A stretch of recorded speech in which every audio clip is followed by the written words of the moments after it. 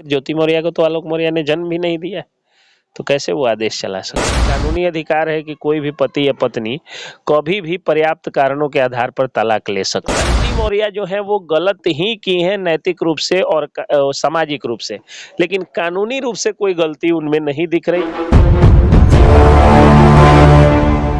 नमस्कार, मैं मनीष कुशवाहा, आप देख रहे हैं एमडीएन न्यूज।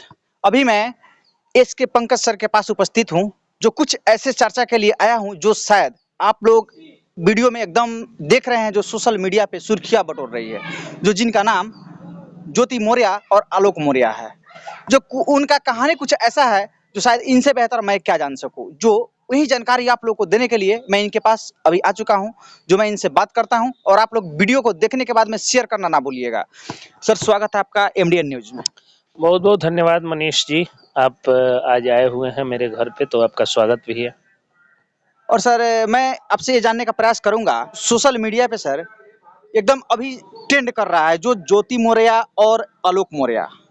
शायद उनके बारे में तो आपसे बेहतर कोई नहीं जान सकता है, क्योंकि सर इसी के बारे में कुछ मैं आपसे बात करने का प्रयास करूंगा। नहीं, देखिए, जहाँ तक मुझे भी न्यूज के माध्यम से ही खबर मिली है कि ज्योति मौर्य एक एसडीएम है और उनके पति आलोक मौर्य एक सफाई कर्मी है।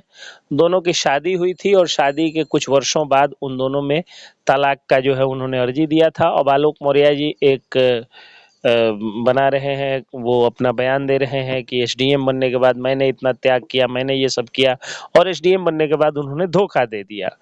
तो अब ये है कि एसडीएम बनने के बाद उन्होंने धोखा दिया या धोखा उनके दिमाग में पहले से चल रहा था, यही आरोप है। इनमें बहुत सारे सवाल पनप रहे हैं, जिनमें सबसे पहला सवाल ये पनप रहा है कि ज्योति मौर्य गलत की हैं या सही की हैं। तो ज्योति मौर्य जो है वो गलत ही की हैं नैतिक रूप से और सामाजिक रूप से, लेकिन कानूनी रूप से कोई गलती उनमें नहीं दिख रही है, क्योंकि कानूनी रूप से कोई भी उनके सामने किसी तरह का व्यवधान नहीं आ रहा है।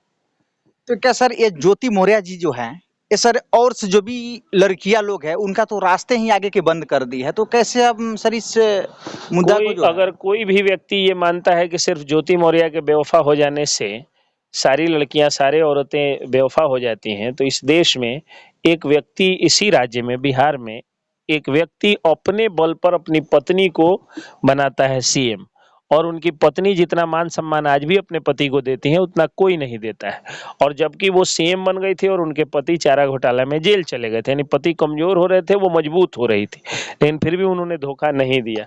इसी देश में जब आपने देखा, बिहार में ही जब पंचायत चुनाव में जब आरक्षण मिला महिलाओं को, तो बहुत सारी महिलाएं मुखिया बनी, सरपंच बनी, आपको पंचायत समिति सदस्य बनी, प्रमुख बनी, जिला पार्षद बनी, लेकिन किसी ने अपने पति को धोखा नहीं दिया और सारी पत्नियां अपने पतियों के मान सम्मान, पैसे में वृद्धि करती रही। ठीक है, तो भारत की नारियां जो होती हैं वो हमेशा पति को परमेश्वर मानती है, पति के प्रति वफादार होती है। और भारत में नारी के कुछ ही रूप हम लोग जानते हैं। पहला जो है वो रूप होता है माँ का, माँ या दादी, दादी माँ का। उसके बाद रूप होता है पत्नी का, और उसके बाद रूप होता है बेटी का, और बीच में बहन का। तो इन सारे रूप में जो है वो हम लोग लड़कियों को, औरतों को मानते हैं। लेकिन उसी बीच कुछ गालियां भी आते हैं, बदचलन, तो ये सारी जो बातें आती हैं, ये सारे जो गालीनुमा शब्द आते हैं, अब्यूजिव वर्ड्स जो आते हैं, इन अब्यूजिव वर्ड्स के पीछे जब आप जाइएगा तो देखिएगा कि ये उन्हीं महिलाओं के लिए यूज किया जाता है जो मतलब कुछ अच्छे लोग भी उन महिलाओं के लिए यूज कर देते हैं, जो ज्योति मौर्य टाइप का जो आरोप उन पर लग रहा है, अगर वो आरोप सत्य है तो उस तरह की जो होती हैं। लेकिन कानूनी रूप से ज्योति मौर्य अभी भी सही है, उन पर कानूनी रूप से कोई भी केस नहीं बनता है जो आलोक मौर्य आरोप लगा रहे हैं उन आरोपों पर। कैसे सर आप मानते हैं कि सर वो कानूनी रूप से वो दोषी नहीं है? क्योंकि भारत में अगर कोई भी औरत या मर्द या लड़का या लड़की किसी के साथ रिलेशनशिप में है तो एडल्ट्री भी कर रहा है, तो एडल्ट्री अब इस देश में क्राइम नहीं है, तो वो एक तलाक का आधार हो सकता है। और आलोक जी जो हैं वो तलाक से भाग रहे हैं, तो जाहिर सी बात है कि आलोक जी को इसमें कुछ नहीं होने वाला है। अगर बहुत ज्यादा होगा, अगर वो कह रहे हैं कि चरित्रहीन है, तो तलाक ले लीजिए भाई। तो क्या आलोक मौर्य जी जो अपने इंसाफ के लिए जो दायर कर रहे हैं, क्या सर उनको उनके साथ इंसाफ मिलेगा? नाइंसाफी हुआ क्या है, पहले ये आप लोग बताइए। जैसे किसी को अगर मंजिल पे पहुंचाना, उसके लिए टाइम अपना वेस्ट करना, उसके लिए अपना धन संपत्ति लगा देना, क्या ये वेस्ट नहीं है? तो क्या है सर? तो किसी के लिए थोड़े कर रहे थे, वो अपनी पत्नी के लिए कर रहे तो थे। क्या एक पत्नी का धर्म बनता है कि आगे अगर धर्म मंजिल मिल नहीं जाए तो अपने बनता है। पति को लात मार धर्म दे? नहीं बनता है, नैतिकता नहीं बनती है, लेकिन कानूनी अधिकार है कि कोई भी पति या पत्नी कभी भी पर्याप्त कारणों के आधार पर तलाक ले सकता है।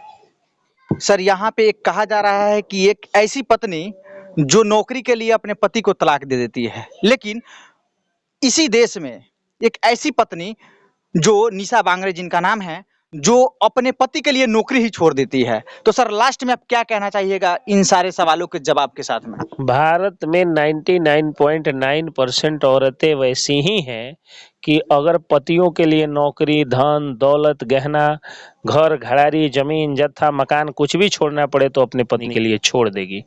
इतनी ही वफादार पत्नियां और इतनी ही ज़्यादा प्यार करने वाली पत्नियां अपने भारत में पाई जाती हैं। कुछ बेवफा, कुछ गद्दार पत्नियां हैं जो गद्दारी कर जाती हैं, उनका परसेंटेज बिल्कुल कम है, 1% से भी कम है।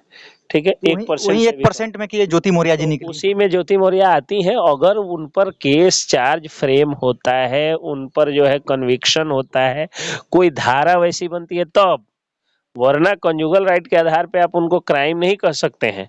कंजुगल राइट आपका है, हिंदू मैरिज एक्ट सेक्शन 9 के तहत आप केस करिए विदा करने का। अगर वो आपके पास आना चाहती है, पर्याप्त आपके पास साक्ष्य है, गवाह हैं, पर्याप्त सुविधाएं हैं, सुविधा नहीं पर्याप्त परिस्थितियां हैं, तो आप वापस बुला सकते हैं। अन्यथा जिस तरह पति, जिस तरह मर्द, जिस तरह बाकी सारे लोग आज़ाद हैं, उस तरह से एक औरत भी आज़ाद है इस देश में। हम लोग आज़ाद देश में जी रहे हैं। कोई भी व्यक्ति, एक पिता अपने एडल्ट बेटे पर जब जो है वो आदेश नहीं चला पाता है, तो फिर ज्योति मौर्य को तो आलोक मौर्य ने जन्म भी नहीं दिया, तो कैसे वो आदेश चला सकते हैं? जो आपने वीडियो देखा, देखने के बाद में शेयर जरूर कीजिएगा और कमेंट करना ना भूलिएगा। मिलते हैं तब तक के लिए अगले वीडियो में। जय हिंद, जय भैया।